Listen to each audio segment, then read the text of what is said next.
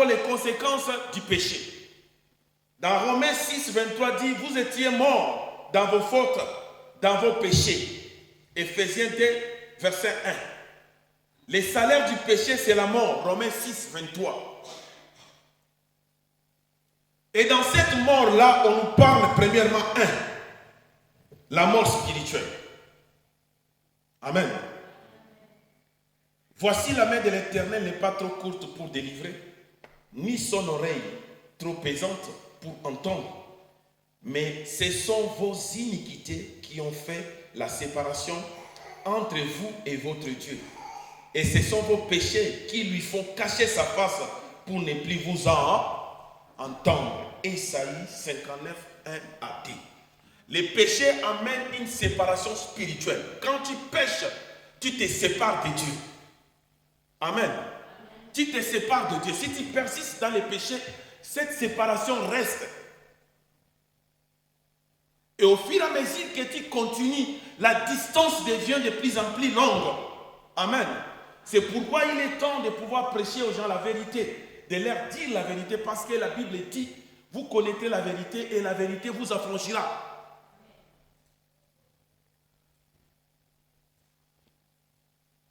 Les seules manières de revenir vers Dieu dans cette mort spirituelle, c'est quoi? C'est d'abord confesser.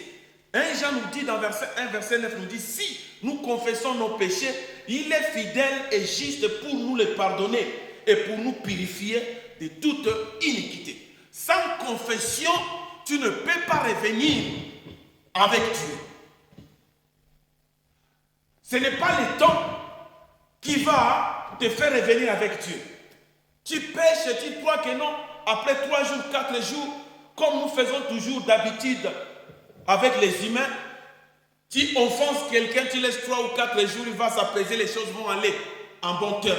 Mais avec Dieu, ce n'est pas comme ça. Si tu pêches, tu ne confesses pas, il n'y a pas de restauration possible. Deuxième chose, c'est d'abandonner aussi le péché. Tu ne peux pas confesser, à chaque fois tu retournes avec des vieilles habitudes. Là, il y a quelque chose qui ne va pas. Tu as besoin vraiment de la délivrance vraiment totale. Parce que quand tu confesses tes péchés, tu dois aussi, dans ta parole, dans ta prière, faire un vœu aussi de pouvoir abandonner ça. Amen.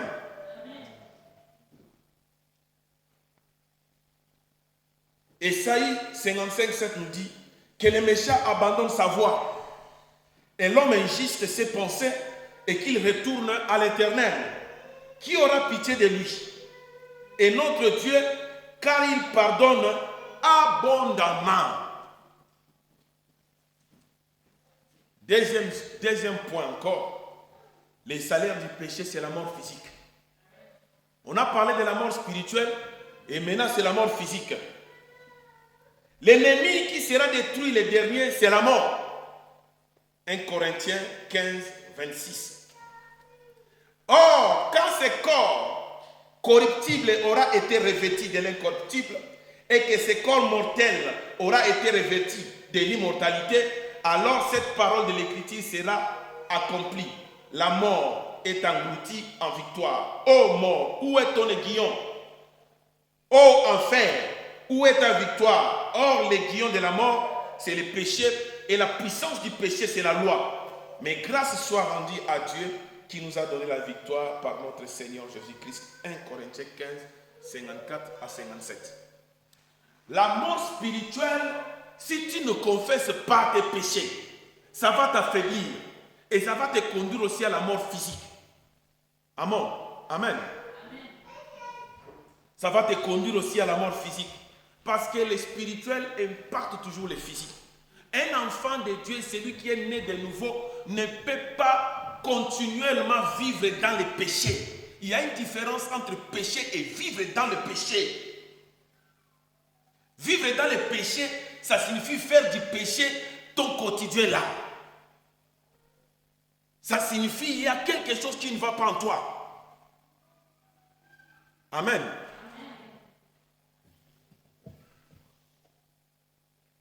La mort éternelle. Troisième point, 3 conséquences du péché. 1, la mort spirituelle. 2, la mort physique. 3, la mort éternelle. J'ai parlé de ça la fois passée, cette mort éternelle, dans Apocalypse chapitre 20, versets 14 à 15, qui nous dit, et la mort et l'enfer. Et la mort et l'enfer furent jetés dans les temps de feu. C'est la seconde mort. Et quiconque ne fut pas trouvé écrit dans le livre des vies, fut jeté dans les temps de feu. Amen.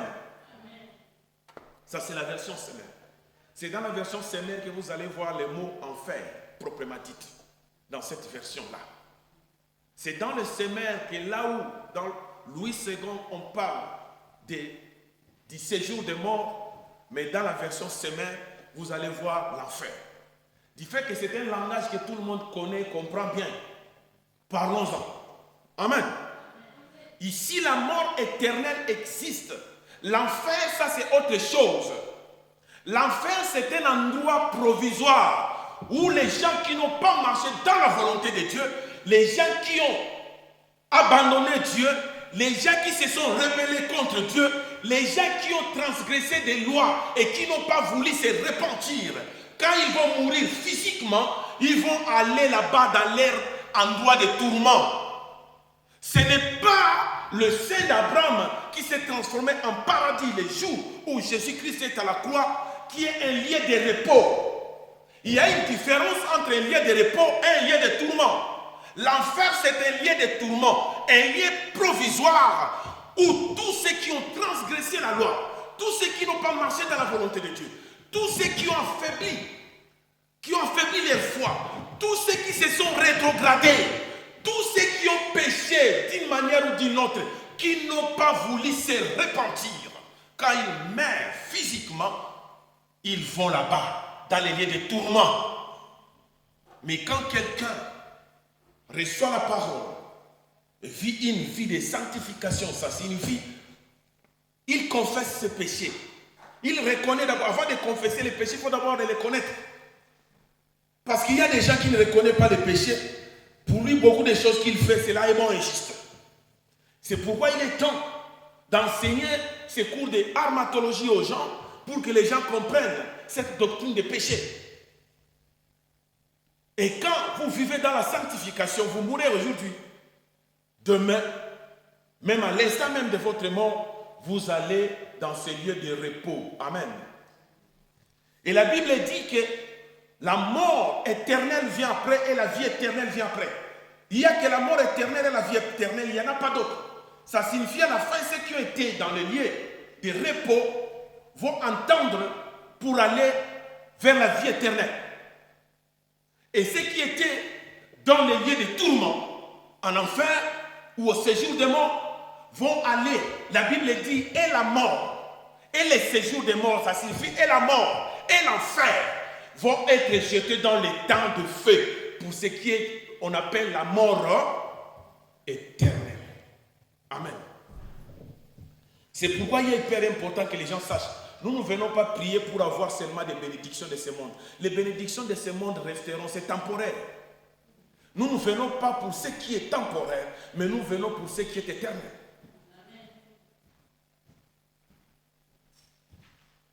Je vais aller encore rapidement pour aller, parce que beaucoup de points, je l'ai déjà parlé.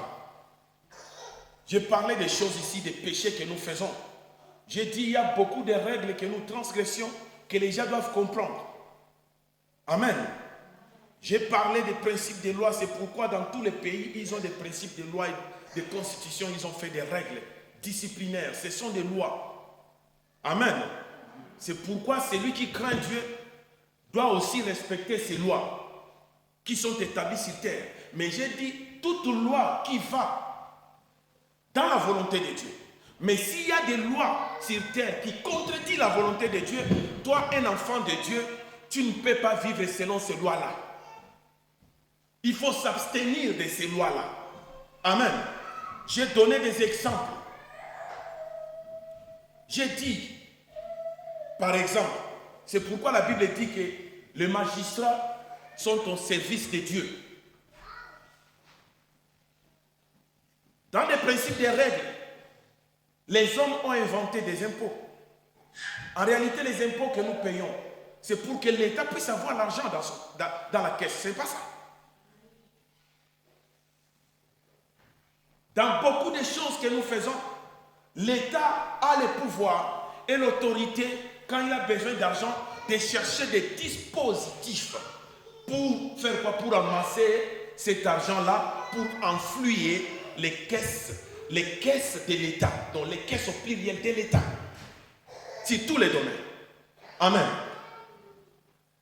Et celui qui ne paye pas l'impôt, il commet un péché. Il y a plusieurs types d'impôts.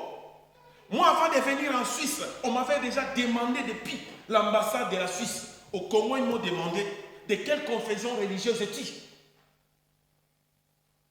Et si vous regardez dans mon dossier, ils vous diront que cet homme-là, il est évangélique. Il est de la confession évangélique.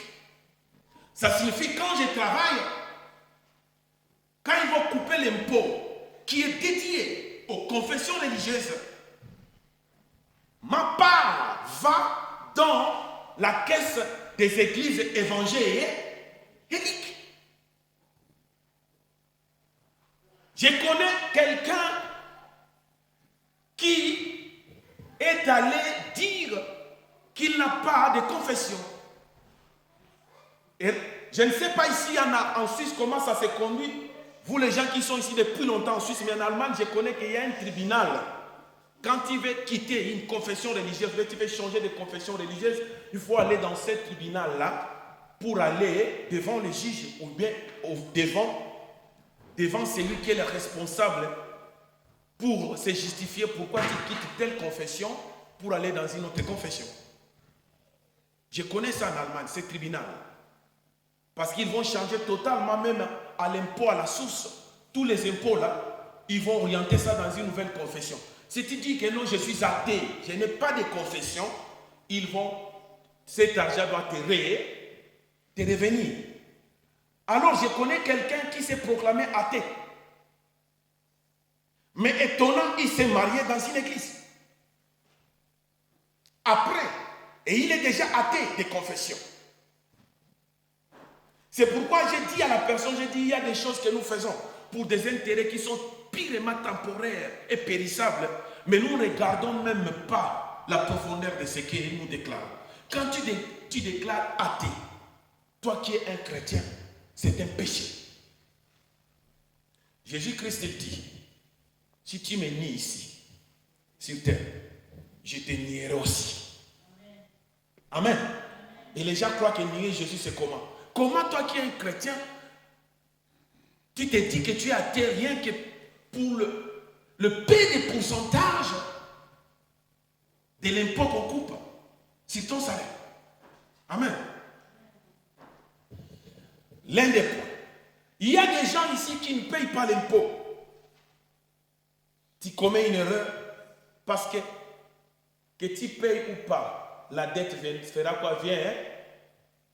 Viendra. C'est pourquoi on appelle ça impôt. Impôt, ça signifie imposition. C'est impératif. Amen. Que ce n'est pas question de vouloir là. C'est question de pouvoir. Amen. Ça, ce n'est pas un problème. Tu vas toujours le payer. Tu es en dette. Être en dette, ce n'est pas un péché. Il faut que tu puisses tout simplement payer ta dette. Amen, amen. Mais maintenant, revenons maintenant à l'église. Quand les lois de ce monde mettent des principes et des règles pour influer les caisses de l'État, et pourquoi pas l'église? Aujourd'hui, beaucoup des églises sont pauvres parce que nous n'avons pas de budget, nous n'avons pas d'argent. Nous, notre communauté ne se situe pas parmi des confessions religieuses qui sont établies en Suisse. Nous sommes reconnus comme des ONG. Amen. Il y a des fois habitation à caractère qui est non lucratif ou à caractère lucratif. Amen. Ça signifie que la dépendance de l'Église dépend de la cotisation des membres. Et si vous comprenez ce que je suis en train de dire. Amen. Parce que pour être là, il faut payer les loyers. Dans les loyers, il y a l'électricité, il y a tout. Pour que ces instruments sortent, il faut que ça soit en bon état. nous avons vu un micro ici qui ne fonctionne pas bien, ça signifie qu'il est en train d'aller déjà. Chaque chose est toujours périssable. Ça signifie que l'église a besoin d'argent tout le temps pour renouveler les matériels, pour faire tel projet. Et maintenant, l'église vit des offrandes. Il y a des églises, les seuls moyens que Dieu a disposés pour l'église depuis les temps anciens jusqu'à aujourd'hui, c'est par des offrandes et des rédévances des dîmes, par exemple. La dîme n'est pas seulement de la loi. Quand Abraham a donné la dîme, la dispensation de la loi n'était pas encore mise en place. C'était une autre dispensation qui s'appelait la promesse. Quand Isaac a donné la dîme, et tous ces gens qui ont donné la dîme avant la loi, et il faut voir pendant la loi, quelles sont les dîmes qui ont été données. Il y avait plusieurs types de dîmes. Amen. Pourquoi? Parce que ces dîmes-là étaient données pour que les Lévites qui ne travaillaient pas, qui n'avaient même pas non plus d'héritage, parce que des Lévites qui étaient de la famille d'Aaron, quand ils ont hérité la terre promise, les Lévites n'avaient pas de terre. Et ils ne travaillaient pas. Et ces gens avaient des familles, ils avaient des enfants et des femmes à nourrir. C'est pourquoi l'Église devait le prendre en charge. C'est pourquoi Dieu, au travers de Moïse, a institué des lois qu'on appelle parmi des lois de Moïse qui existaient dans cette dispensation de la loi. Mais la dîme, c'est un principe qui est passé par d'autres dispensations, qui est resté comme un principe permanent. J'ai dit, à chaque fois qu'il y a changement d'administration, qu'il y a changement de dispensation, il y a des principes qui restent qu'on appelle des principes permanents. Et il y a des principes qui partent qu'on appelle des principes non permanents. Amen. Et j'ai donné des exemples dans beaucoup de mes enseignements, je parle des exemples, des principes qui sont restés. Des chrétiens aujourd'hui, nous sommes tâtonnés de gauche à droite parce qu'il faut bien lire la parole. Par exemple, la peine de mort n'était pas dans la dispensation avant cette dispensation de Noé, qu'on appelle tout simplement le gouvernement humain. Dans la dispensation qu'on appelle gouvernement humain, c'est là où la peine de mort est venue. Mais avant, à l'innocence, il n'y avait pas de la peine de mort. Du fait qu'il y a eu l'acte commis à la deuxième dispensation par Caïn envers son frère Abel, la révélation a progressé et Dieu a établi la peine de mort dans la troisième dispensation pour que les erreurs qui ont été commises dans la deuxième dispensation ne se reproduisent pas. Et cette loi-là est laissée permanente. Jusqu'aujourd'hui, cette loi est permanente. Amen, amen. Et si vous comprenez ce que je suis en train de dire, cette moratoire de la peine de mort, c'est biblique. Pourquoi? Pour éviter de tuer les autres. Et c'est dans cette loi s'associe une autre loi. C'est que tu ne veux pas qu'on te fasse, ne fais pas à autrui. Si tu ne veux pas que cette moratoire de la peine de mort vienne vers toi, ne tue pas non plus. Amen. J'ai donné l'exemple, avant tout, l'homme était végétalien. Dans la dispensation 1, l'homme était végétalien. Dans la dispensation 2, l'homme était végétalien ou végétarien. Donc ça signifie l'homme se nourrissait seulement de tout ce qui est fruits et légumes. Il ne mangeait pas la viande. C'est dans la troisième dispensation que Dieu a donné à Noé et à ses enfants la permission, une nouvelle loi qui s'est ajoutée, une nouvelle révélation que vous pouvez manger la viande, mais ce n'est pas toutes les viandes que Dieu nous a dit de manger. Et Dieu aussi a donné des principes et des règles dans cette loi, comment il faut manger cette viande-là. Il a dit qu'il ne faut pas manger la viande avec son sang, la chair avec son sang. Amen. C'est là où nous devons comprendre. Maintenant, quand l'Église aujourd'hui Vous allez voir, c'est souvent Fondé qui a l'habitude de le faire. Il vient, il sensibilise, il dit nous avons besoin d'argent. On va faire ça. On va faire ça. Des offrandes de quoi? Tout simplement de la reconnaissance. Tu viens tout simplement, tu donnes une offrande d'action de grâce. Les gens viennent. Mais quand on multiplie ça plusieurs fois, les gens commencent à murmurer. Et aussi, ils commencent aussi à exagérer chaque fois des offrandes, chaque fois des offrandes. Mais dites-moi, quel est ce dispositif que nous devons avoir, nous là, pour que l'Église puisse avoir l'argent? Et si vous comprenez, quand on met des dispositions à l'Église, l'Église ne commande pas. L'Église ne commande pas. L'Église, elle est l'ossature de la vérité. L'Église, c'est là où Dieu agit. C'est précieux devant les yeux de Dieu.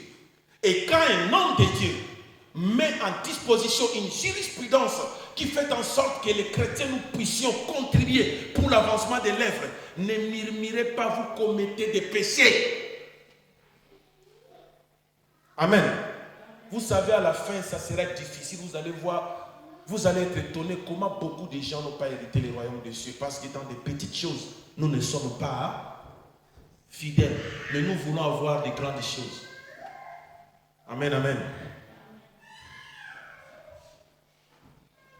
Je vais maintenant parler du péché impardonnable. La fois passée, j'ai mis certains points. Certains points pour que les gens puissent savoir. Donc, les péchés qui est impardonnable, c'est le péché qui est lié au Saint-Esprit. Amen. Amen, amen. C'est aussi le péché qui est lié à l'ignorance ou à la têtiesse. Et si vous comprenez ce que je suis en train de dire. Amen. Ou bien faut-il que je m'explique encore mieux. J'ai donné un verset la fois passée de la Sainte Seine. La Bible dit, c'est pourquoi il y a parmi vous des gens qui sont comment, qui sont extropiés. Il y a aussi certains qui sont morts. Pourquoi? Pour avoir mangé la Sainte Seine indignement. Amen. C'est un concept que beaucoup de gens ne comprennent pas. C'est un concept aussi qu'il faut perdre aux gens. C'est pourquoi quand on fait la Sainte Seine, vous allez voir, il y a beaucoup de gens qui sont là, qui ne viennent pas manger. Ils ont peur. Non, de ces versets. La peur de ces versets, ce n'est pas ça qui changera des choses chez vous. Et si vous ne mangez pas non plus la Sainte Seine, vous commettez aussi un péché. Comment ça? Pourquoi ces versets ici méprisant? Pourquoi ces versets donnent la paix? C'est parce que nous ne comprenons pas. Un péché qui n'est pas confessé devient un poison. Amen. C'est pourquoi beaucoup de chrétiens, j'ai expliqué la fois passée, ils viennent à l'église, ils attendent le président du culte ou la présidente du culte, donc modératrice ou modérateur, puisse lui dire, maintenant on va s'agenouiller devant notre Dieu, on va demander pardon pour nos péchés, après on va demander le sang de Jésus-Christ pour nous sanctifier, après on va demander le Saint-Esprit de descendre sur nous. Donc c'est un système que beaucoup ont mis en place dans des églises qui sont restées comme des principes permanents. Et ça rend les chrétiens immatures. Comment immature? Quand toi tu te prépares pour aller te présenter devant une autorité de ce monde, admettons tu vas te présenter devant le président de la République d'un pays, ou celui qui dirige la Suisse, on dit tu as un rendez-vous avec lui. Tu vas te préparer comment?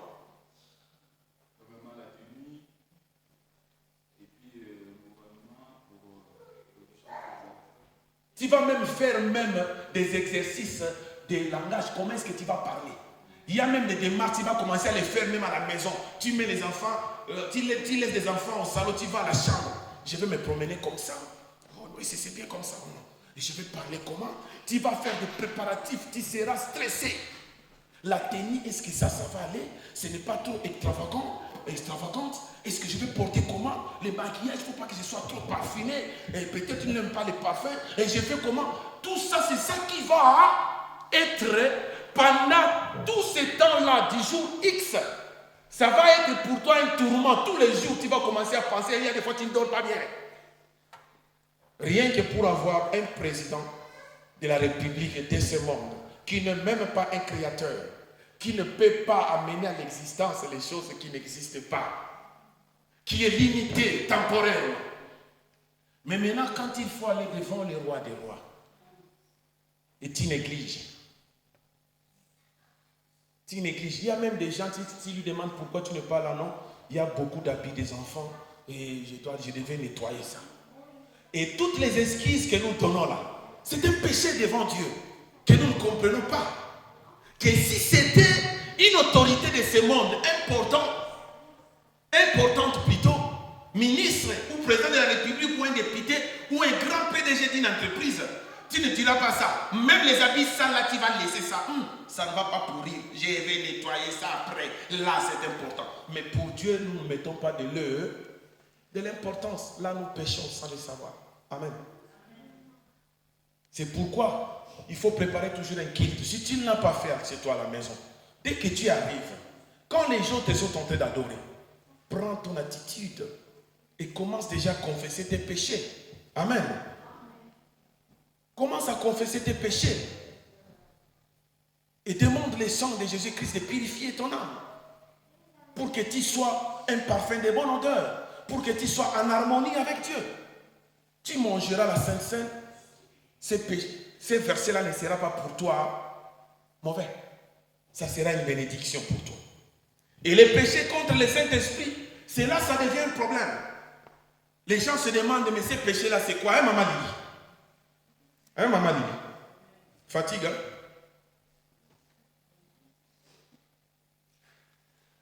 J'ai dit des conceptions suivantes. J'ai dit la première conception. Il s'agirait d'avoir commis un péché réellement très grave comme l'adultère, le mettre le reniement de Jésus-Christ sous pression de l'opposition. Et si tu commets ces péchés-là, c'est ça le péché contre le Saint-Esprit. Et on a dit la fois passée que c'est non. Parce que Pierre avait renié Jésus même 3 fois. Mais vous connaissez Pierre, il est resté l'apôtre principal, dans le pasteur de tous les autres apôtres. Amen. Nous avons dit aussi dans la deuxième conception, il s'agirait d'affirmer ce qui est faux au sujet de l'esprit. Ça signifie il y a une manifestation de l'esprit dans l'église ou quelque part. Et toi tu dis non, ça ce n'est pas vrai. Ça peut être la magie. Et quand maintenant tu dis ça, les gens te disent que non, tu as péché contre le Saint-Esprit. On dit, est-ce que c'est ça? Nous avons dit non, ça ne peut pas être ça. Parce que la Bible même nous dit qu'il faut approuver tout esprit. Si cela vient de Dieu. Même la prophétie, il faut les approuver. Amen. Dieu, c'est un Dieu d'ordre, j'ai dit la fois passée. Amen, amen. J'ai dit ça la fois passée. J'ai dit, il y a des erreurs que nous commettons dans l'église, que nous commettons même des péchés sans les savoir. Vous allez voir dans une église, là-bas, on prophétise, là-bas, on parle, donc 10 parlent en langue, là, des prophéties, 10 et 3 prophétisent, c'est du désordre ça. Ça, ce n'est pas l'ordre de Dieu. Amen. C'est ce que nous étions avant dans cette église. La Bible dit, si quelqu'un prophétise, les autres font quoi? Ils écoutent pour faire quoi? Pour attester si cette prophétie-là vient de Dieu. Le parler en langue, c'est quelque chose de personnel, d'intime. C'est pourquoi la Bible dit, celui qui parle en langue n'édifie pas. C'est lui-même, c'est seulement lui-même avec Dieu. Mais maintenant, quand tu es avec des gens, tu ne peux pas rester égoïste là à chercher seulement toi-même. Il faut voir aussi les autres. Il faut chercher ce qui édifie quand on est en plein culte avec les gens. Amen. Et si on affirme, mais non, ces miracles-là, c'est la magie, ça, ce n'est pas péché contre le Saint-Esprit. Amen. Parce qu'il y a beaucoup de miracles, si tu les regardes comme ça, tu te dis, mais pour quelle finalité?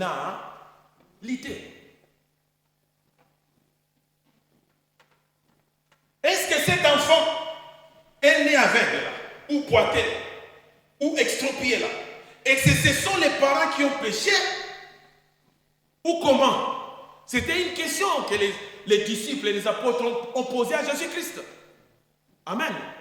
Ils voulaient savoir, mais pourquoi un enfant né avec cet état-là? Et c'est parce que les enfants viennent, une bénédiction qui vient de la part du Seigneur. Est-ce que parce que les parents ont péché ou comment? Jésus leur répond quoi? Non. Ça s'est passé comme ça pour que Dieu soit glorifié. Amen.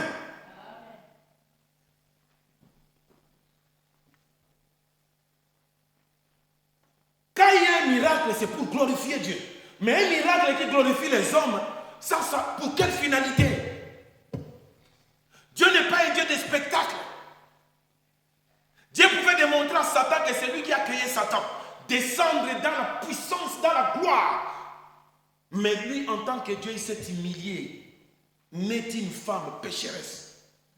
Il a vécu comme des humains. Pas dans la luxure, pas dans les luxes. Il dit même que non, même les animaux, eux, ont des endroits pour dormir, mais le Fils de l'homme n'en a pas. Amen. Parce que Dieu aime faire les choses dans l'humilité. Parce que c'est l'humilité qui précède la gloire. Mais si tu vois un homme de Dieu orgueilleux, un homme de Dieu qui aime les spectacles, là, il faut approuver ces esprits-là. Si ça vient de Dieu, pour quelle finalité? Les miracles aujourd'hui deviennent comme des théâtres. Tiens, celle qui est derrière toi, tenez, et vous venez. Je vais vous montrer que l'onction est transmissible. Vous tombez. Pour quelle finalité? Tu n'as pas besoin de montrer. La Bible n'a pas besoin de démontrer que Dieu est Dieu. Ou la Bible est la parole de Dieu. Non, bien aimé. Ça n'a rien à voir. Il n'y a aucun verset qui dit ça. Que toi tu veuilles ou pas, Dieu il restera. Amen, amen. Sinon, on ne pouvait pas avoir la foi. Si Dieu devait prouver qu'il est Dieu, la foi n'existe plus. Si vous comprenez ce que je suis en train de dire là. Troisième conception, nous avons dit, il s'agirait d'attribuer à Satan des miracles accomplis par la puissance du Saint-Esprit. Et c'est ça le péché contre le Saint-Esprit. Nous avons dit ici que non. Matthieu 7, verset 21 à 23 nous dit d'ailleurs que ceux qui me disent Seigneur, Seigneur n'entreront pas tous dans le royaume des cieux. Mais celui-là, celle qui fait la volonté de mon Père qui est dans les cieux, Plusieurs me diront en ces jours-là, Seigneur, Seigneur, n'avons-nous pas prophétisé par ton nom? N'avons-nous pas chassé des démons par ton nom? Et n'avons-nous pas fait beaucoup de miracles par ton nom? Alors je leur dirai ouvertement, je ne vous ai jamais connu. Retirez-vous de moi, vous qui commettez l'iniquité. Amen. Quatrième conception. Il s'agit du rejet délibéré de la vérité révélée par l'Esprit au sujet de Jésus-Christ en attribuant ses œuvres puissantes à Satan. Est-ce que c'est ça? C'est ça, oui ou non? Amen, amen. Alors maintenant, laisse-moi vous dire quelque chose qui est très important. Les péchés contre le Saint-Esprit a à voir avec les gens qu'on appelle les apostates. Amen. Et l'apostasie, c'est quoi? L'apostasie, c'est quoi? C'est, d'une manière simple, l'apostasie, c'est l'abandon total de la foi. Et si vous comprenez, les péchés contre le Saint-Esprit, c'est ça. C'est ça les péchés contre le Saint-Esprit. Rejeter délibérément la vérité qui est révélée par l'Esprit au sujet de Jésus-Christ. Et si vous comprenez ça, il n'y a que les apostates qui peuvent le faire. La question maintenant est de savoir, est-ce qu'un chrétien peut-il devenir apostate? Hein? Non, j'ai dit, est-ce qu'un chrétien peut-il devenir apostate? Oui. Amen. Parce que tu dis un vrai. C'est pourquoi le vrai est là. Le vrai vient tout simplement qualifier la qualité. Quand il y a le vrai, il y a le faux. Ça signifie qu'un chrétien peut devenir apostate.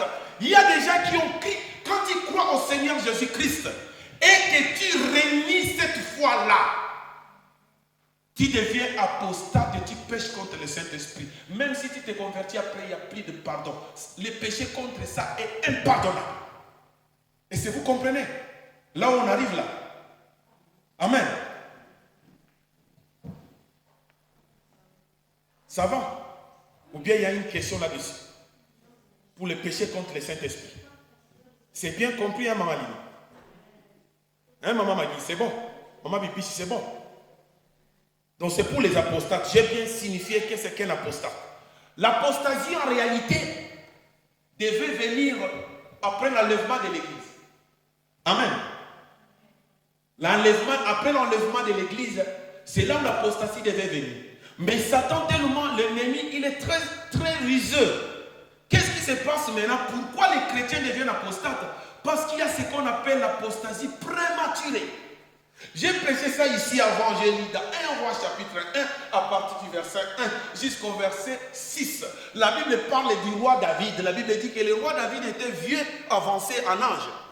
La Bible dit, on les couvrait de toutes sortes de vêtements, mais le roi ne pouvait pas se réchauffer. Il ne parvenait pas à se réchauffer. Mais il n'avait pas encore atteint l'extrême vieillesse. Les médecins ont cherché des moyens, ils ont tout fait, mais il n'y a pas d'autres maladies. Il n'y avait pas d'autres maladies, il n'y avait que le froid. C'est là où maintenant Dieu a inspiré aux conseillers, aux anciens pour dire maintenant, on va chercher pour le Seigneur le roi une jeune fille vierge qu'il vient coucher, qu'il vient servir le roi et coucher à son sein, ainsi le Seigneur sera chauffé. La Bible dit, on chercha dans tous les territoires d'Israël et on trouva qui? Abijag, la Sunamite. La Bible dit, elle était aussi belle. En dehors, il y avait des critères pour être choisie. Et c'est cette fille qui était vierge qui est venue réchauffer les rois.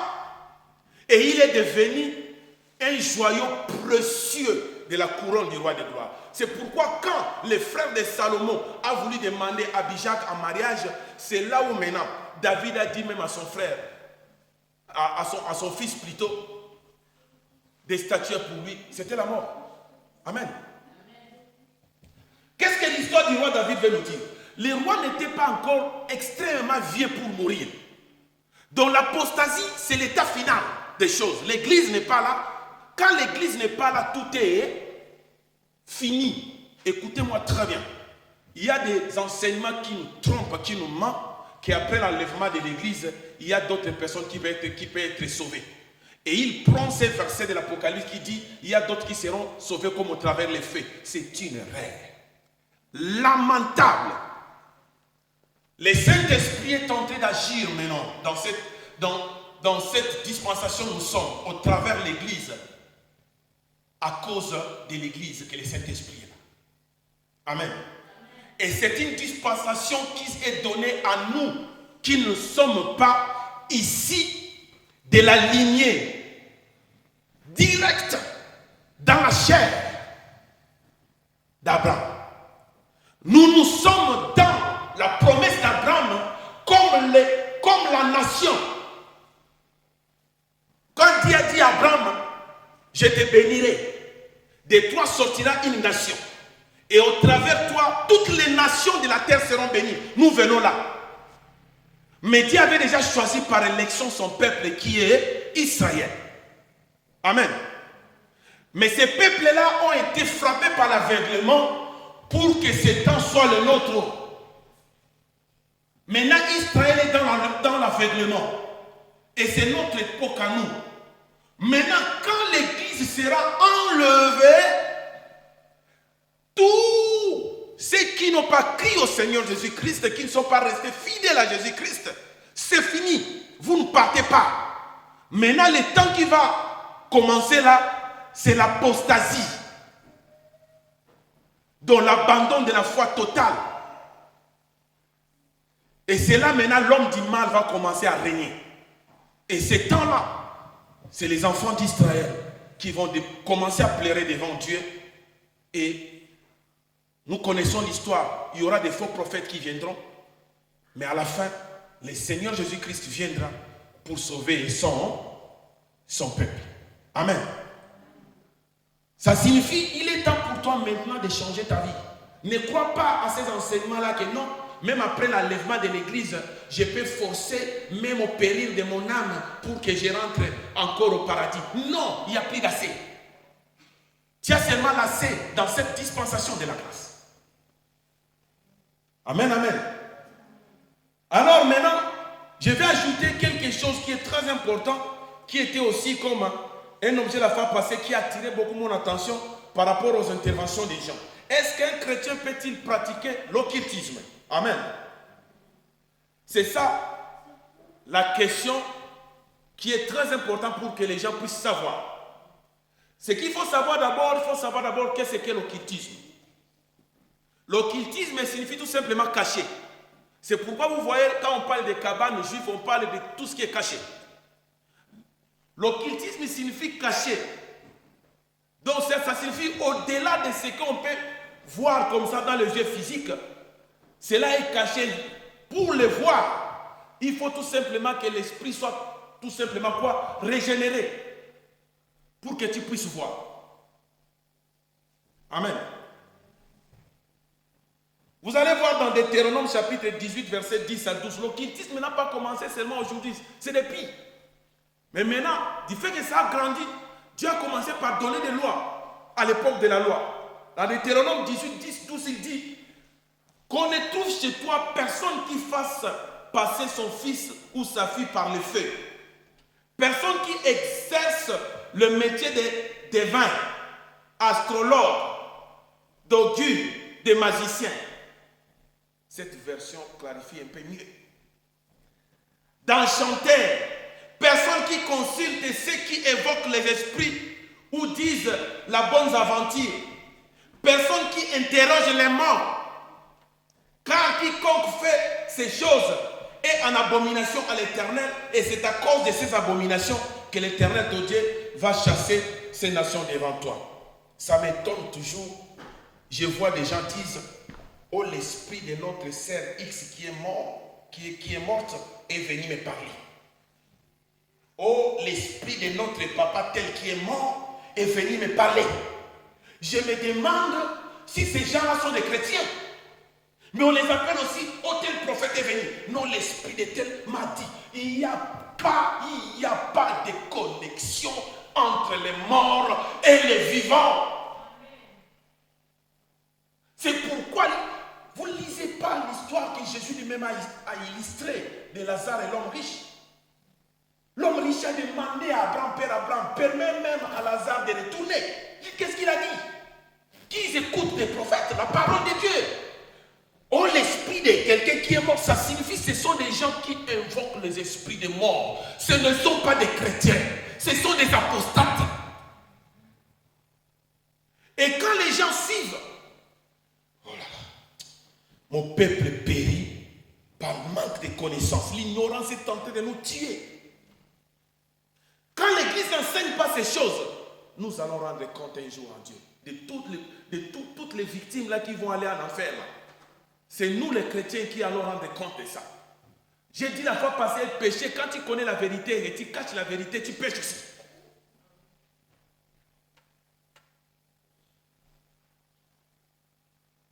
Actes des apôtres 8, 4 à 25, nous connaissons l'histoire de Simon des magiciens. Ça signifie dans ce monde, on peut voir tout, des démonstrations de puissance, qui aussi des puissances sataniques, qui n'a rien à voir avec la puissance de Dieu. Actes des apôtres 8, 4 à 25. Parce que Simon les magiciens, on disait aussi, ça c'est la puissance de Dieu, la grande. Amen.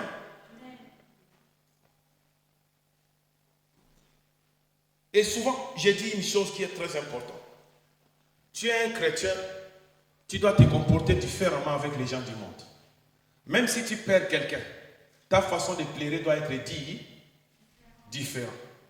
Et il y a des chrétiens aujourd'hui qui ont perdu leurs parents, qui vont encore au cimetière en train de parler avec leurs parents. Papa, je suis revenu te rendre visite. Je sais que tu te reposes bien là où tu es. Tu sais là où est ton père? Si c'est où est là où est ta mère? Tu sais là où elle est? Ou là où il est? Oh, ce n'est pas un péché, les pasteurs nous disent des choses. Non, il n'y a pas de contact entre nous et les morts. C'est pourquoi Jésus a dit, laissez les morts là enterrer leurs morts. Moi, toi, tu es vivant. Fais des choses avec les vivants. Arrange avec les vivants. Tu manquais de respect à ton père, tu manquais de respect à ta mère. Maintenant, il est mort ou elle est morte. Tu vas au cimetière. Maman, je t'ai manqué du respect. Pardonne-moi vraiment. Pardonne-moi, je sais que tu es dans la paix là où tu es. Oh!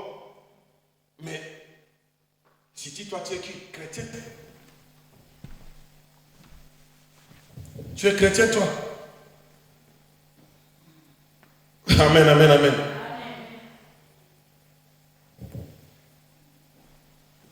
Je donne d'abord les raisons de l'escalade qui amène les gens à l'occultisme. Après, je vais citer aussi quelques types d'occultisme qui est là pour ne pas aller dans la profondeur parce que ce n'est pas ça qui est important.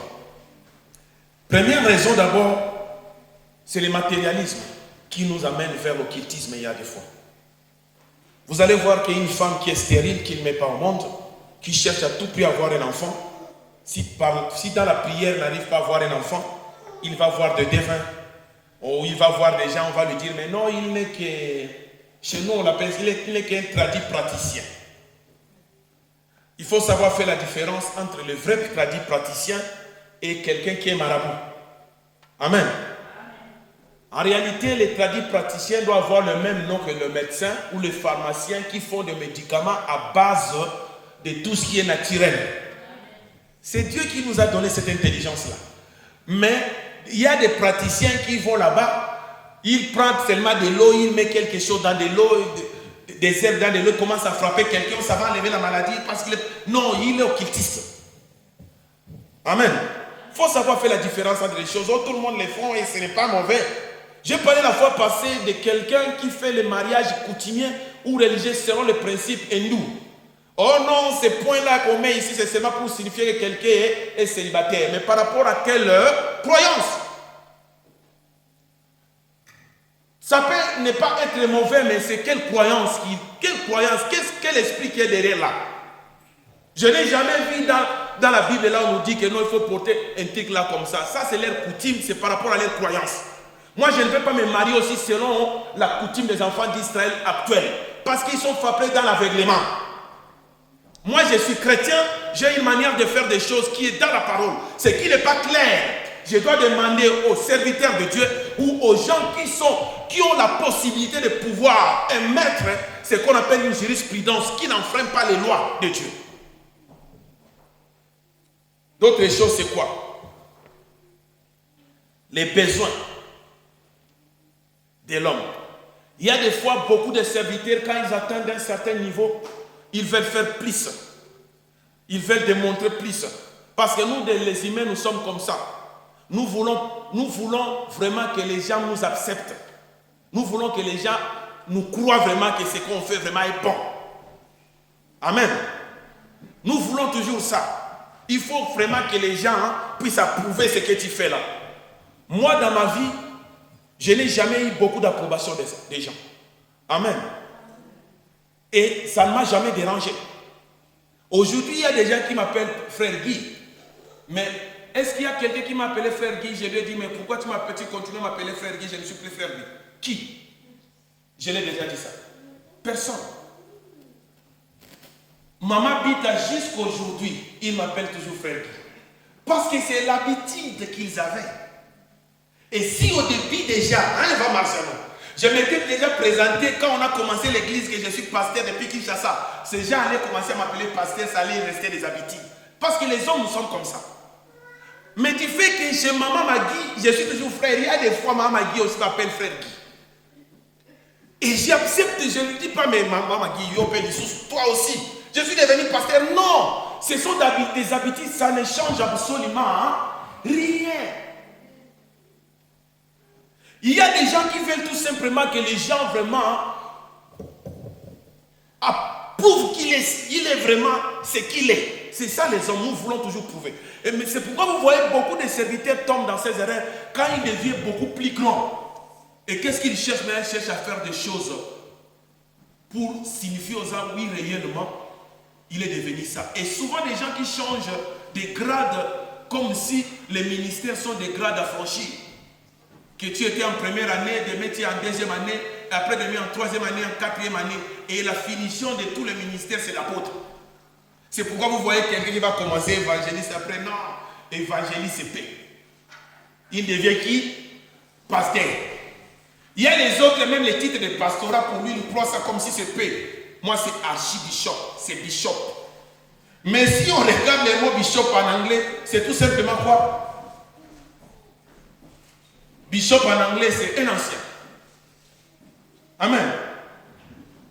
C'est là où quand je suis allé en Irlande, je suis allé en Irlande 3 fois. Il y a quelqu'un là-bas qu'on appelle Bishop Justin. C'est un ancien. Mais les gens croient que le mot là, bishop, ça signifie un peu extra que pasteur, qu'évangéliste. Amen. Et s'il il devient pasteur, il commence à voir comme si le pastorat, ce n'est pas suffisant. Il faut qu'il devienne, ou soit prophète. Et il y a des fois, il dit non, prophète non plus, ce n'est pas suffisant, il devient qui? Apôtre. Et quand tu demandes ces gens-là, ils vont dire que non, l'apôtre c'est comme ses doigts ici. Que ses doigts peuvent palper d'autres doigts. Vous voyez, non? Mais celui-là ne peut pas palper d'autres doigts. Il peut arriver là, mais là, c'est difficile. Donc ça signifie l'apôtre, il a tous les autres ministères en lui. Faux et archi-faux. Amen. Ce sont des gens pareils quand il devient apôtre. Maintenant, il a le titre d'apôtre. Mais maintenant, il va voir que les gens n'acceptent pas son ministère. Il faut chercher plus. Il entre dans l'occultisme et commence à faire des choses extraordinaires pour démontrer aux gens que ça, c'est vraiment la puissance de Dieu la grande. Ce sont des causes qui amènent beaucoup de gens à l'occultisme. Les ministères ne sont pas des écoles qu'on passe de 1 à 2 à 3 et à 4. Non. Il y a des ministères qui ont été temporaires, comme j'ai expliqué, comme les apôtres. Et j'ai parlé ici à l'église qu'il y a eu en tout, en totalité, 14 apôtres de Jésus-Christ. Il y a 12 apôtres que Jésus a choisis au début, qui sont les 12 piliers, les 12 apôtres que Jésus a choisis. Et il y a Judas, que Dieu avait prédestiné dans la perdition. Ce n'est pas ça son choix. Il avait déjà été choisi, prédestiné avant sa naissance, qu'il doit aller à la perdition. Et quand il est mort, il est parti. Les apôtres se sont dit, mais non, il faut qu'on remplace quelqu'un pour que nous restions toujours 12, parce que le maître voulait toujours 12. Il y a des fois, nous faisons des choses qui ne sont pas mauvaises, même si cela n'est pas ce qui est dans la pensée de Dieu. Qui peut contre les pensées de Dieu? Personne. Les apôtres ont voulu remplacer Judas et ils ont jeté les sorts entre Matthias et Barnabas, et les sorts est tombé sur qui? Sur Matthias qui a remplacé Judas. Il est devenu le 13e apôtre. Donc les 12 que Jésus avait choisis, plus Matthias qui a remplacé l'un des apôtres qui est mort, ils sont devenus 12 apôtres. Et après, Jésus lui-même a choisi l'apôtre Paul au chemin de Damas, parce qu'il y a des conditions pour devenir apôtre. On ne devient pas apôtre parce que tu as construit beaucoup d'églises. Non. Quand on a choisi Matthias chez les apôtres, Matthias n'avait pas construit une église. Quand Dieu a choisi les pierres et les autres, là, les pierres n'avaient pas construit les églises. Aujourd'hui, nous donnons des raisons que non, l'apôtre c'est quelqu'un qui construit les églises. Définition des hommes est faux. Il y a des conditions pour devenir apôtre. Premièrement, il faut que tu sois d'abord parmi celui qui était au commencement. La Bible le dit. Au commencement, qui a vu comment on a baptisé Jésus, qui a vu comment Jésus est mort, qui a vu comment Jésus est ressuscité dans la chair. Et il faut écouter l'appel de Dieu oralement. Je dis bien oral, comme moi je parle comme ça. Est-ce qu'ici dans la salle, il y a quelqu'un qui a déjà parlé, a entendu la voix de Dieu oralement comme ça, comme moi je suis en train de parler? Oralement, je ne dis pas une vision, comme je suis en train de parler. Mais si, peut-être que... non, voilà.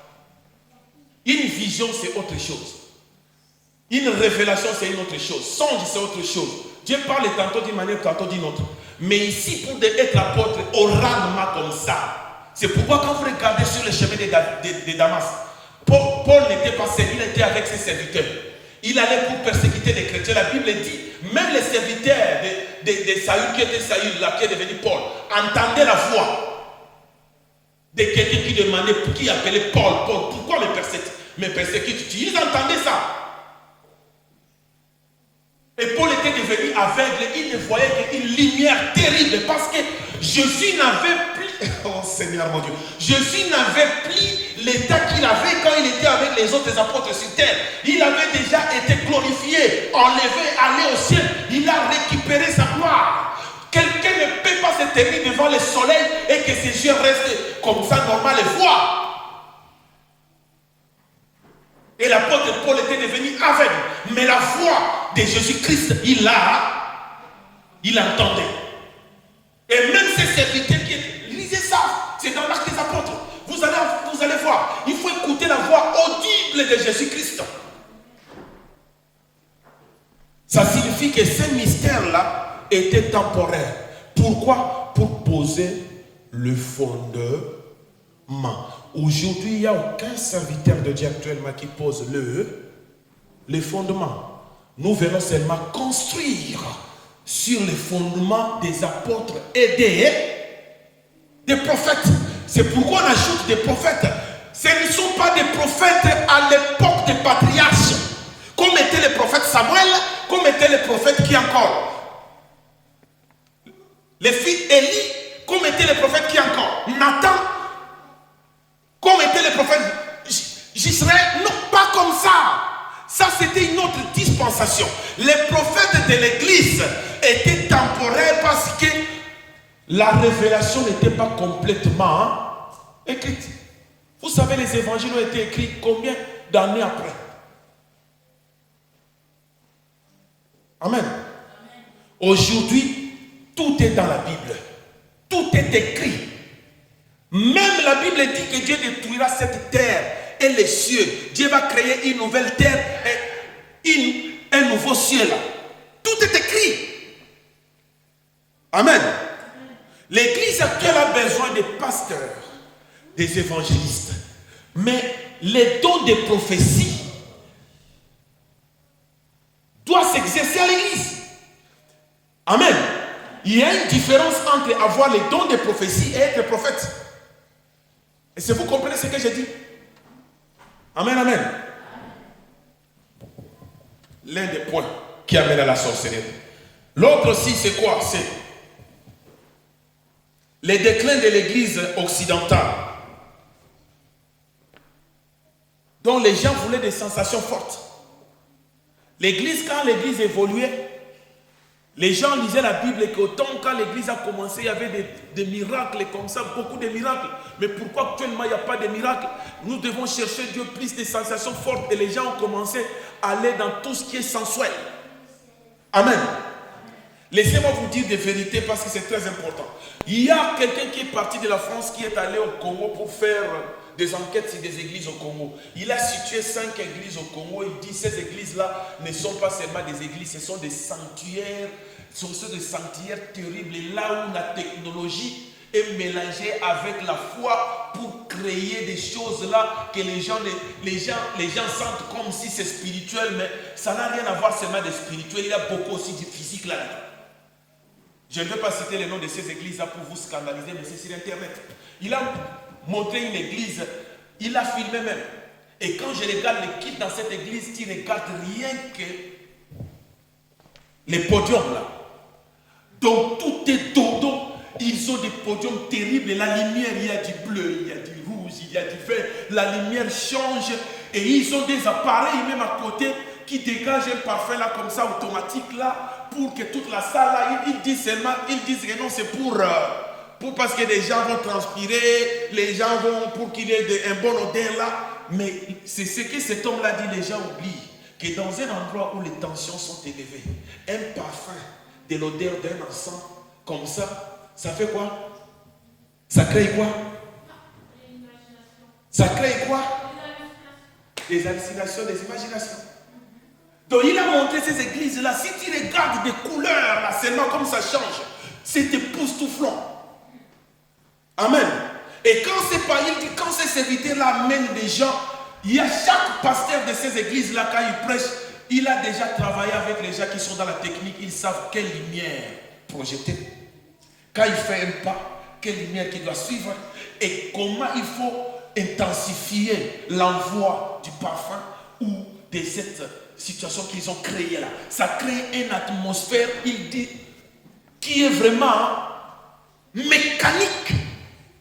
Donc le mélange de la technologie et de la foi qui crée beaucoup de miracles qui ne sont pas de vrais miracles, qui sont tout simplement des effets de la technique mélangée à la foi. Amen. Mais quand vous regardez, quand l'église a commencé, il n'y avait pas de lumière. Quand Dieu fait des miracles, Dieu ne peut pas faire des miracles quand seulement il y a seulement de la lumière. Non.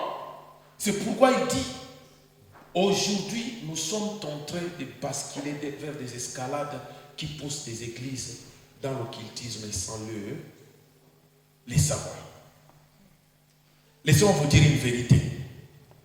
Ça, je l'ai vécu au Congo quand j'étais à Kinshasa. Quand on m'a refoulé de l'Allemagne, je suis allé à Kinshasa. Il y a un grand ami qui est un grand technicien, Maxi Media, qui a fait des grands albums là de tous les musiciens que vous connaissez, de Laurent Mbongo, de Franck Moula, il y a beaucoup, c'est les studios, c'est lui qui était au top à cette époque. Et je suis allé vers lui. J'avais quelques matériels que j'avais en Allemagne et j'ai commencé à travailler aussi chez lui. Et j'enregistrais quand lui il était en cours parce qu'il étudiait aussi. Il y a des fois il me demandait de faire des prises de son. Parce qu'il avait des élèves, mais ces élèves n'avaient pas la capacité. Ces élèves étaient là pour faire la programmation à midi, mais tout ce qui était des prises audio et des mixages, c'est lui-même qui faisait. Du fait que moi j'étais un très bon technicien, je l'aidais à faire aussi ça. Quand il n'est pas là, je pouvais faire ça. Alors il y a des gens qui venaient enregistrer. Et un jour, il y a un homme qui est venu enregistrer, rien que la musique sans voix. Mais il lui dit de mettre des effets là. Vous connaissez ce que je suis en train de dire, des effets sonores. Et il disait, mais ça, vous avez l'effet comme un hibou qui crie là. Oh, on a, mettez ça là. Vous avez l'effet. Oh, j'ai dit, mais ça c'est quelle musique ça? Qu'est-ce qui peut écouter une musique pareille? Moi, je ne savais pas. Et à la fin, c'est mon ami qui dit, mais non, lui, il est l'instructeur dans Amorque. Je dis, mais ces musiques-là, alors, il dit, mais ça, cette musique-là, c'est pour leur concentration là, à Amorque. J'ai dit, mais je suis en train de passer à côté de quoi? Amorque, c'est quoi? C'est là où je suis, les choses que je connaissais avant, mais qui avaient un autre mot. Avant, moi, je savais ce qu'on appelait Rose-Croix. Mais je ne savais pas que Rose-Croix en question, c'est Amorque. Amorque signifie ancien. Donc, A là, c'est ancien. M signifie mystique. R là signifie, O là signifie ordre. R là signifie de la rose. C là à la fin, croix. Et c'est vous comprenez ce que je peux dire. Donc, ancien mystique, l'ordre de la rose, croix. Je vous dis une musique qui fait peur. Je dis, mais comment quelqu'un peut entrer en contact avec Dieu en suivant ce genre de musique? Cela doit être seulement des musiques sataniques. Et beaucoup de gens ont amené ce genre de choses à l'église. Amen. Bon, je vais aller rapidement. Pour parler d'abord des diverses formes de l'occultisme, pour que je m'arrête aujourd'hui, les choses s'arrêtent aujourd'hui. La magie, c'est quoi? La magie, c'est seulement prendre le pouvoir de modifier. Donc, la magie, c'est le pouvoir de modifier les événements. Amen. Dans l'occultisme, il y a la magie. C'est le pouvoir de modifier les événements. Amen. Les magiciens sont là pour changer les choses. Pour changer des événements. Et il faut faire attention quand vous allez voir un serviteur de Dieu qui commence par vous dire que non, moi je vois que ta vie, comme ça, on peut modifier des événements tel. Non, il n'y a que Dieu seulement qui a le pouvoir, qui connaît ton lendemain. Hein? Ta destinée est entre les mains du Seigneur. Aucun homme sur terre a le pouvoir de changer la destinée de quelqu'un. Parce que quand les gens font recours à la magie, ils oublient que chaque chose a un prix. Et que les magiciens sont des menteurs. Ils vont te dire que je vais changer ta vie. En réalité, ta vie ne va pas changer. Satan, quand il a dit à Ève que non, Dieu vous a menti parce que les jours où vous allez manger ces fruits, vos yeux vont s'ouvrir, vous deviendrez comme Dieu. Ça signifie que vous aurez les privilèges de Dieu. Vous deviendrez puissant, vous deviendrez ceci. Amen. En réalité, Satan savait que c'était faux ce qu'il était en train de dire. Mais Ève croyait à ce que Satan lui disait. Et à la fin, quand il a mangé, ils ont mangé tous les deux. Pourquoi ne sont-ils pas devenus comme Dieu? Qu'est-ce qui est arrivé après? Ils ont fait ce que Satan leur a dit, les magiciens. Quand tu fais ce que le magicien te dit, tu vas suivre les sorts d'Adam et Ève. Qu'est-ce qui est venu? La mort est venue. La femme a commencé maintenant, la souffrance, la douleur. Quand vous mettez au monde avec douleur là, ne croyez pas, il ne faut pas s'acharner sur les hommes. Non, il ne faut pas s'acharner sur vos maris. Mais non, il faut partager les douleurs. Moi, non, c'est la conséquence du péché. Si tu veux te lamenter, là, va te lamenter à Dieu. Enlève-moi ces douleurs-là, va te lamenter devant ta femme. C'est les conséquences du péché. Toutes les femmes mettent au monde par douleur. Amen. Pour nous dire que Satan, il ment. Les magiciens, ils mentent. Les magiciens, ils nous mentent. Ils ne changent pas le cours des choses. Au contraire, il vient tout simplement pour faire l'œuvre de Satan, pour nous conduire dans les rêves, pour que nous puissions commettre ces grands péchés qu'on appelle les péchés contre le Saint-Esprit. Amen. La divination. La divination, c'est l'art de la connaissance, quoi. Hein? Il faut savoir faire la différence entre les paroles de connaissance, qui est un don du Saint-Esprit, et la divination. Des devins, là, il y a des devins qui sont là, qui œuvrent avec les diables. Et elles cherchent à connaître les événements du passé. Mais dites-moi vraiment au juste, toi tu es vivant aujourd'hui, tu es au présent. Pourquoi tu veux retourner au passé? Il y a un ami à moi qui voulait savoir, il dit maintenant sa vie ne marche pas bien. Il croit que ses parents ou bien ses arrière-parents dans le passé ont fait quelque chose de mauvais que lui ne connaît pas aujourd'hui. Il a besoin de le connaître maintenant. Il a besoin de quelqu'un qui peut invoquer les esprits du passé, qui peuvent les renvoyer en esprit au passé pour voir ce qui s'était passé. Je connais aussi l'ami de quelqu'un que je connais très bien, une fille qui est d'origine turque, qui aussi sa vie ne marchait pas bien là. Il a un copain quelques jours après, il se sépare. Elle voulait se marier, mais il n'y a rien qui s'est passé. Qu'est-ce qui s'est... Il a dit à la personne que je connais, que je ne vais pas citer les noms, il est allé voir un devin pour qu'il retourne au passé pour voir ce que ses parents ont fait pour lui ou ses arrière-parents. Et maintenant, on l'a mis sur une chaise comme ça, comme chez le médecin. Ils ont vu une musique, parce que tout commence toujours par cette musique-là, parce que la musique, c'est un ensemble des ondes, c'est un mouvement onduleur. Et les mouvements onduleurs traversent le mur, traversent même des pores. Et quand maintenant ça entre dans les oreilles là, ça peut aller partout. C'est un mouvement onduleur, c'est électrique. La musique là, la musique que vous voyez là, le son est électrique. Et alors on met la musique, on les fait plonger dans l'hypnose, là il s'en va. Maintenant, il se retrouve dans le passé, il y a 10 ans passés. J'ai dit, mais... Et après, quand il est sorti, quelles sont les conséquences dans le futur? Jusqu'aujourd'hui, il n'est pas marié. Amen. Satan nous induit toujours dans des erreurs. Tu vas aller commettre un péché contre le Saint-Esprit. Un enfant de Dieu ne fait pas ça. Ne te laisse pas aller par des divinations. Tu as besoin de... La Bible dit, invoque-moi, je te répondrai. Je te ferai voir les choses cachées que tu ne peux voir. La Bible ne dit pas que non, va chez quelqu'un. Il va prier pour toi, il va voir des choses, il va te faire voir des choses que tu ne peux pas voir. Maintenant, c'est toi d'invoquer qui? L'Éternel, c'est lui-même qui va te montrer les choses cachées. Mais Dieu n'a pas besoin de te montrer les choses dans le passé là qui n'ont pas de l'importance. C'est pourquoi il dit que non, ne pensez plus aux événements. Continue à penser aux événements passés. Tu vas commencer à suivre le vent. Et celui qui suit le vent va vers le meilleur. Le spiritisme, la communication. Amen. le temps. Donnez-moi 5 minutes, j'ai fini. Il y a quelqu'un dans l'église, un jour, il m'a dit, mais il faut dire au frère Fondé, quand lui nous pousse la prière, là, il dit, on va monter, on va monter, on va monter, on va monter. C'est comme si il nous amène dans des choses, ça c'est la sorcellerie. J'ai dit, non, moi c'est, il y a des fois nous exagérons les choses. Si tu ne comprends pas quelque chose, c'est pourquoi il y a un blocage là. Quand tu viens dans la prière, il faut faire confiance d'abord à quelqu'un qui conduit la prière. Et c'est comme tu le vois là. Il a quitté. Oh non, mais pourquoi il te dit, écoutez-moi très bien. Quand il te dit monter, monter, monter, ça signifie que la prière a des niveaux.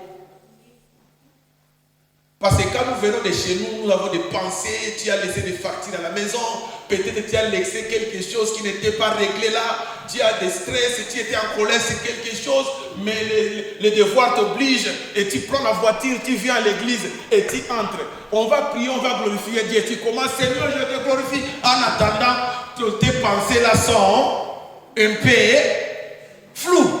C'est pourquoi il te dit, il est temps maintenant que tu changes, tu quittes. D'abord les charnels là, tout ce qui te dérange là, te pose là. Et que tu entames un autre niveau pour que tu pries bien. Amen. Ce n'est pas ça le spiritisme. Le spiritisme, c'est la communication. C'est la communication. Amen.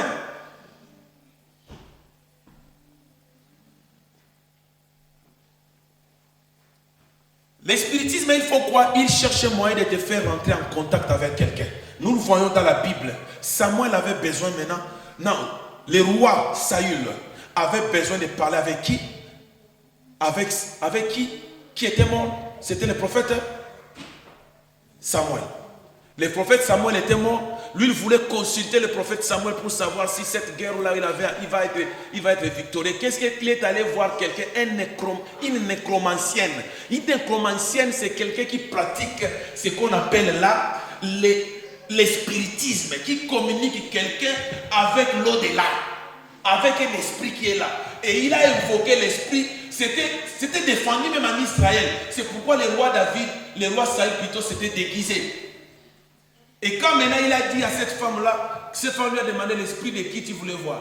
Oh, l'esprit de Samuel. C'est là où cette femme a compris que il était le roi Saül. Il lui a dit non, il ne te fera rien, je ne te ferai rien. Et l'esprit de Samuel est venu. C'était le jour aussi de la condamnation de qui? Du roi. Il a dit, pourquoi tu tourmentes? Pourquoi tu me tourmentes? Aujourd'hui même, toi et ton fils, vous serez avec moi. Et si vous comprenez, ça, c'est le spiritisme. Il y en a beaucoup, il y a l'occultisme doctrinal, il y a des philosophies, faute de temps. Et la prochaine, on va parler du remède contre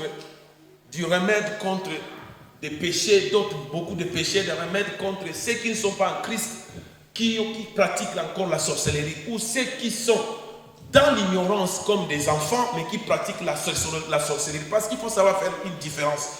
Dans la foi, on ne devient pas grand dans la foi. On ne devient pas un Adam dans la foi. L'Adam est le seul être humain et Ève qui sont nés grands déjà, qui ont été créés grands adultes. Ce sont les seuls. Et tous nos autres, là, les êtres humains, nous naissions et nous grandissons pour devenir grands. La même chose, la foi naît et la foi a grandi. C'est pourquoi quand on est un enfant, on est un enfant. Les enfants sont protégés par Jésus-Christ lui-même. C'est pourquoi il dit que non, il ne faut pas scandaliser ces enfants-là. Parce que les enfants, quand on est enfant, on est fragile. On est fragile contre les maladies, on est fragile contre le temps, on est fragile contre tout, on n'a pas été vacciné. Il n'y a pas de vaccin, il n'y a pas beaucoup de choses qui sont entrées dans notre système immunitaire pour nous protéger contre les dangers. C'est la même chose avec les enfants. Ils sont fragiles dans l'esprit, ils ne sont pas protégés par rapport aux faux enseignements, par rapport aux fausses croyances. C'est pourquoi toi qui es adulte et que tu apportes à ces enfants-là des fausses doctrines, des faux enseignements, des hérésies, tu mérites la mort éternelle. Tu mérites un péché qui te pardonne. Amen. Nous allons nous lever, nous allons prier.